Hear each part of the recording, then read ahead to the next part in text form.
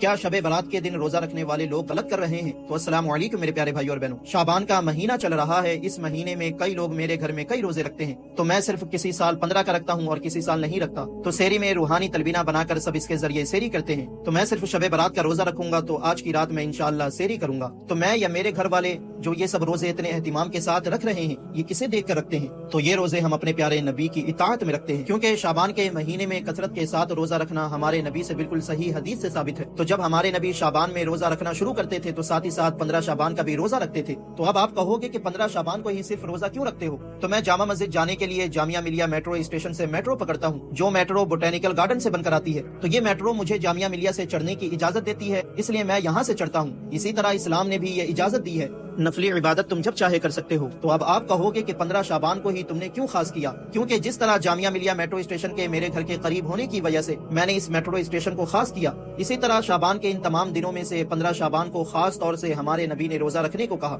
جو کہ ایک صحیح حدیث سے ثابت ہے۔ اس حدیث سے محدثین نے سورہ شعبان سے 15 شعبان کا دن مراد لیا ہے۔ پھر حضرت علی کی مشہور روایت سے تو واضح ہے، جس میں آپ صلی اللہ علیہ وسلم نے 15 شعبان کا روزہ رکھنے کا حکم دیا، جو کہ اسی طرح کی کئی ضعیف حدیثوں سے ثابت ہے۔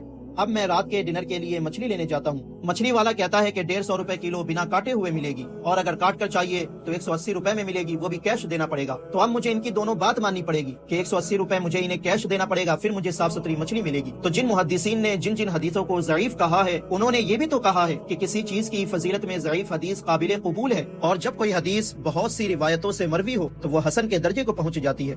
تو ان محدثین کی دونوں باتوں کو مانو گے، تبھی تم جا کر صحیح معنی میں محدثین کو ماننے والے بنو گے۔ اور جب میں یہ مچھلی گھر لے کر آتا ہوں تو جس طرح میرے ابو کو مچھلی کھانا پسند نہیں ہے اس کی اسمیل کی وجہ سے، تو وہ نہیں کھاتے تو اس میں کوئی برائی نہیں ہے، لیکن کھانے والوں کو بھی برا سمجھے تو اس میں برائی ہے۔ اسی طرح 15 شعبان کو روزہ نہیں رکھنے میں کوئی برائی یا کوئی گناہ نہیں ہے، لیکن رکھنے والوں کو غلط سمجھنا یا گنہگار سمجھنا غلط ہے۔ اسی طرح روزہ رکھنے والے لوگ نہیں رکھنے والوں کو گنہگار یا غلط سمجھے تو یہ بھی غلط ہے، کیونکہ اس دن روزہ رکھنا، عبادتیں کرنا، یہ سب مستحب ہے۔